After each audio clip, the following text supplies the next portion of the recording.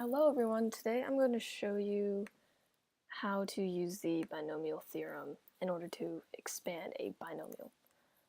So, you know that sometimes it can get a little tedious if your degree is, the higher your degree gets, the more tedious it can get to expand a binomial in traditional ways. For simplicity's sake, we're going to just put all this to the power of 3. So I'm going to try to give a very brief explanation and try to use as little technical terms as possible, just in order to make it easier to understand and follow. So I'm going to do an example here that has two variables total, so one in each of the terms. And I'll just basically show you in simple terms how to expand this. So we're going to start off with something known as combination notation. So each time that we have a combination here, we're going to start with our degree, which is 3, at the top always. And starting from our first term going to our last, we're going to increase our bottom number by 1. So we're going to be starting with 0, and each term that we have our combination present in, which is all the terms, we're going to be increasing this bottom number by 1.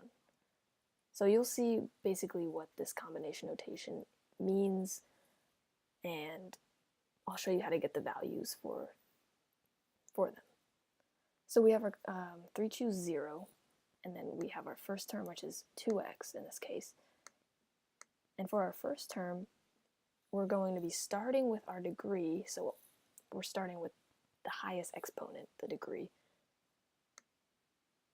And we're going to be gradually decreasing that exponent each time for each term in this expansion. So we're starting with our first term to the power of 3, which is our degree. And our second term is the opposite. We're going to start with 0, and then we're going to be gradually increasing by 1. So that's basically all you do here. It's basically just a trade-off between the two. So I'll show you what I mean here. So our next term would be 3 choose 1. And our 2x term, like I said, will be decreasing, or the exponent will be decreasing by 1 each time. So if it had 3, now it's decreasing by 1 to 2. And inversely, for our second term, 3y in this case, it's going to be increasing. So 0 next would be 1.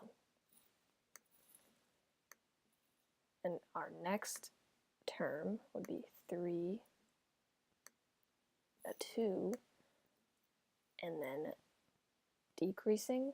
So I bet you can guess it's 2x to the first power times 3y, which is our second term, so it will be increasing by 1, 3y squared, 0, 1, 2. Notice here it goes 3, 2, 1, here 0, 1, 2. And our final term is 3 choose 3. So we're going to have 2x to the 0 power, which you know that anything to the 0 power is 1, so I'm just going to write it anyway,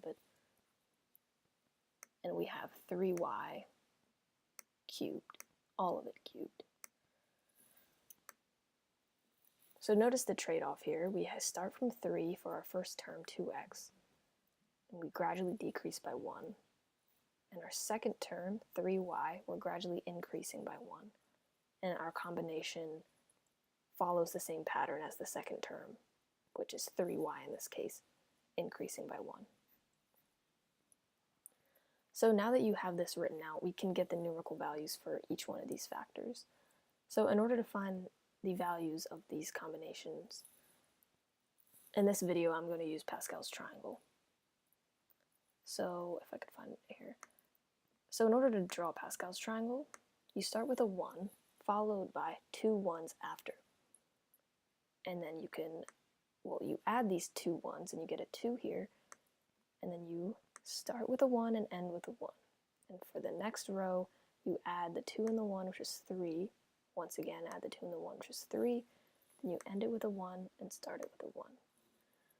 So notice the pattern here. If I were to keep going, you would see that, well, it always ends with 1 and it starts with 1. And you might not notice this with the lower degrees, but it's actually symmetrical. So notice it starts with a 1, ends with a 1, then it goes on to 3, and then this one is also 3. So the next row, which I'm not going to write out, is actually 1, 4, 6, 4, 1, which you notice is symmetrical. So in order to read Pascal's triangle, you can look at it as in rows here. So look at it in a linear fashion. And this 1 here, if our degree for this binomial were to be equal to 0, that would be what we use here. And it makes sense because anything to the 0 power is equal to 1. So this would be if we had a 0 degree binomial.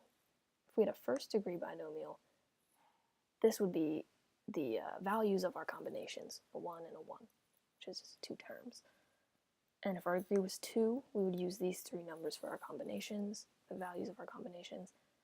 And in our case, our degree is 3, so we will be using these 4 numbers. Another way you can look at it is, well, how many terms do I have in my expanded binomial? 1, 2, 3, 4. And which one of these rows has 4 numbers? Well, it's this one, so that's another way to look at it here. So like I said, these are the values for these factors here. So 1, 3, 3, and 1. Every single time, no matter what the degree is, you're going to be starting with 1 and ending with 1. And it is symmetrical, so knowing that will make it easier. And now we can find the values for our other factors. So 2x cubed. Remember that when you have a factor, a term that's, all of it is, it's in parentheses and the exponent is outside of the parentheses, you're going to distribute that exponent to each of the factors within the parentheses. So for example, if I have 2x squared, just make it simple, this is not equal to 2x squared with the x being the only one squared. That is not equal to that.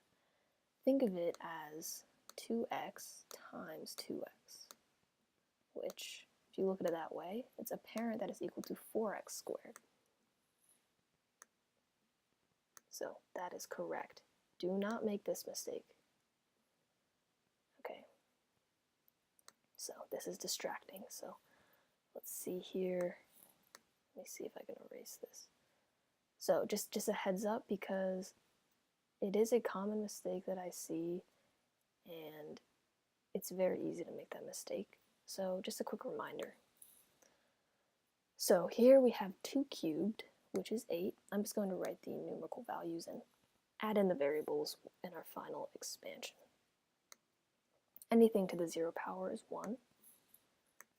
Here we have 2 squared, which is equal to 4.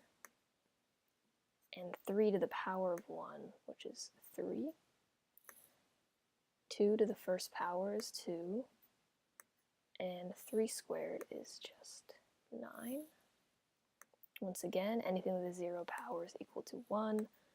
And 3 cubed is 27.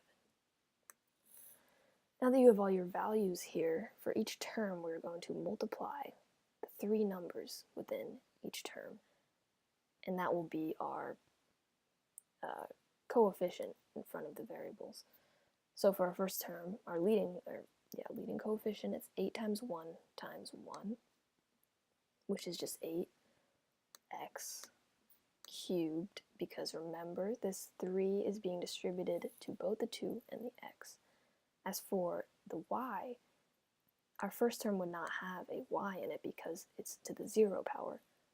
So although this is equal to 1, it's not equal to any y's. There's no y's in the first term. It's just the numerical value 1. Next we have, for our second term, 3 times 4 times 3.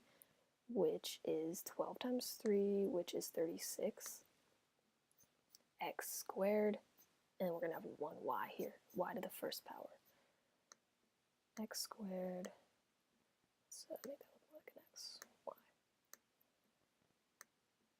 Next we have 3 times 2 times 9, which is 6 times 9, which is 54.